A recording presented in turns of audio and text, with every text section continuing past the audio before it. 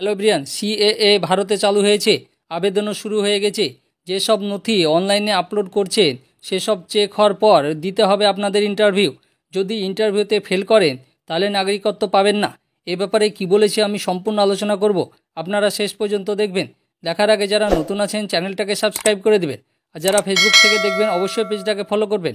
কি বলেছে দেখুন, নথি আপলোড করতে হবে, সেই নথির অডিট হবে, দিতে হবে ইন্টারভিউ।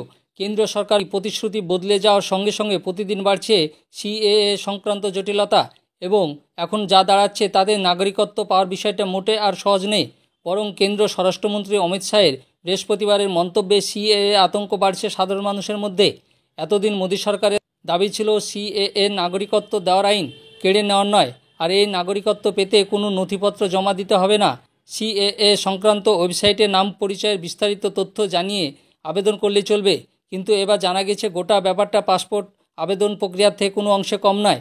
এক্ষেত্রে নাগরিকত্বের আবেদন করার পর ডাক পড়বে স্বরাষ্ট্র মন্ত্রকের দপ্তরে। নির্ধারিত দিনে দেখা করে ইন্টারভিউ দিতে হবে কেন্দ্র অফিসারদের সামনে। দেখাতে হবে নথিপত্র পরীক্ষা করে। যদি আধিকারিকরা মনে করেন ওই নথি এবং আবেদনপত্রের দাবি সামঞ্জস্যপূর্ণ, তাহলে মিলবে নাগরিকত্বের সার্টিফিকেট। কিন্তু যাদের আবেদনপত্র খারিজ হবে, মানে আপনারা অনলাইনে আবেদন করার পর সম্পূর্ণ ডকুমেন্টসটা যে আপলোড করছেন, তারপরে সব চেক হওয়ার পর কেন্দ্র স্বরাষ্ট্র দপ্তরের অফিসে গিয়ে ইন্টারভিউ দিতে হবে। পাসপোর্টের মতন, মানে পাসপোর্টে অ্যাপ্লাই করতে গেলে যে সব ডকুমেন্টস আপলোড করতে হয় বা যেভাবে প্রসেসটা আছে বা যেরকমভাবে ইন্টারভিউতে বসতে হয়, সেইভাবেই আপনার স্বরাষ্ট্র মন্ত্রকের দপ্তরে আপনার নাগরিকত্ব পাওয়ার জন্য ইন্টারভিউতে বসতে হবে। আপনারা পাস করলে অবশ্যই নাগরিকত্ব পাবেন। এই প্রশ্নের উত্তর আপাতত অমিত শাহের কাছেও নেই, কিংবা তিনি এই ইস্যুতে রহস্য জিয়ে রাখছেন। আর এটাই আতঙ্কের কারণ। অসমে এনআরসি এর সময় দেখা গিয়েছিল একই নথি কোনো একজন নাগরিকের ক্ষেত্রে বৈধতা পেলেও অন্য কারোর জন্য মান্যতা পায়নি। অনেক সময় আপনার অসমে দেখা গেছে এনআরসির সময় আপনার একই ডকুমেন্টস আপনার ফ্যামিলিতে একজনের বৈধতা পেলেও অন্যজনের আপনার বৈধতা পায়নি। ফলে মুহূর্তে তারা অনুপ্রবেশকারী এবং বিদেশি হয়ে গিয়েছেন। এক্ষেত্রে তেমন কিছু হবে না তো? সিএ এর ভিত্তিতে যারা নাগরিকত্ব পাবেন না বা যাদের নথিপত্র থাকবে না, তাদের কি অনুপ্রবেশকারী হিসাবে দেখে দেওয়া হবে? অমিত শাহ বলেছেন যাদের নথি নেই তাদের ব্যাপারে এখনও কোনো সিদ্ধান্ত হয়নি, তবে আমরা তাদের কথা ভাবব। উদ্বেগের কারণ নেই, মানে যাদের নথিপত্র নেই, মানে কাগজপত্র নেই, তাদের কথাও সরকার ভাববে। অর্থাৎ এখনও সিএএ কার্যকর করার প্রক্রিয়ার মধ্যে না বলা এক ঝাঁক শর্ত রয়ে গেছে। প্রশ্ন উঠেছে, নাগরিকত্ব একটি জীবন মরণ সিদ্ধান্ত, এক্ষেত্রে স্বচ্ছতা থাকছে না কেন? বিভিন্ন বিরোধী রাজ্য জানিয়ে দিয়েছেন তারা সিএএ কার্যকর করতে দেবে না। তাহলে রাজ্যের সহযোগিতা ছাড়া কিভাবে সম্ভব এই প্রক্রিয়ার বাস্তবায়ন? স্বরাষ্ট্রমন্ত্রী বলেছেন, সংবিধানের 11 নম্বর ধারা অনুযায়ী নাগরিকত্ব নিয়ে রাজ্য সরকারের কোনো অধিকারই নেই, সবটাই কেন্দ্রের বিষয়। তিনি আরও বলেন, এই বিষয়টা মমতা বন্দ্যোপাধ্যায় জানেন, এখন ভোটের ইস্যু তৈরি করতে চাইছেন। অমিত শাহ বুঝিয়ে দিয়েছেন এই গোটা প্রক্রিয়ায় রাজ্য সরকারের কোনো প্রশাসনিক পরিকাঠামোকে ব্যবহার করবেন না তারা, সব কেন্দ্র দপ্তরে হবে। মানে রাজ্য সরকারের কোনো অফিস ব্যবহার করবে না, সব কেন্দ্র দপ্তরের মাধ্যমেই হবে।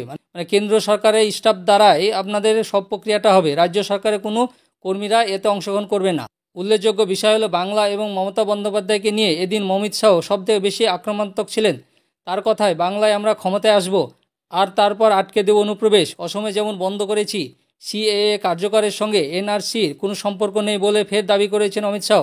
জানিয়েছেন, ডিটেনশন ক্যাম্পেরও প্রশ্ন নেই, সব বিরোধীদের মিথ্যাচার, কারণ নাগরিকত্ব বাতিল হবে না।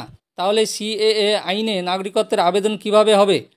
প্রথমে ওয়েবসাইটে আবেদন, এরপর ধার্য হবে একটি নির্ধারিত দিন, ওই দিনক্ষণ মেনে আসতে হবে কেন্দ্র দপ্তরে, সঙ্গে নথি, যে দেশ থেকে তারা ভারতে এসেছেন এবং কবে এসেছেন, দুটি নথি থাকতে হবে সঙ্গে।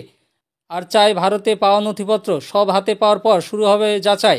বাড়বে আতঙ্ক ভবিষ্যৎ নিয়ে, নাগরিক নাকি অনুপ্রবেশকারী। মানে অনলাইনে আবেদন করার পরে আপনাদের একটা নির্দিষ্ট দিন দিবে, সেখানে কেন্দ্র স্বরাষ্ট্র দপ্তর অফিসে আপনাদেরকে হাজির হয়ে ইন্টারভিউটা দিতে হবে, এবং সম্পূর্ণ ডকুমেন্টটাকে চেক করার পরে হবে ইন্টারভিউ। আপনারা সঠিক কাগজপত্র আপলোড করবেন যাতে কোনোভাবে আবেদন বাতিল না হয়। ইন্টারভিউ ভালো করে দিবেন। সিএএ চালু করে কেন্দ্র সরকার কেমন করলো অবশ্যই আপনারা কমেন্ট করে জানান। আর আমার এই ভিডিওটা ভালো লাগলে লাইক এবং শেয়ার করে দেবেন। আর যারা নতুন আছেন চ্যানেলটাকে সাবস্ক্রাইব করে দেবেন, আর পাশে থাকা বেল আইকনে ক্লিক করে দেবেন যাতে এ সংক্রান্ত আরও ভিডিও আপনি প্রথমেই পেয়ে যান। যারা ফেসবুক থেকে দেখবেন অবশ্যই পেজটাকে ফলো করবেন। ধন্যবাদ।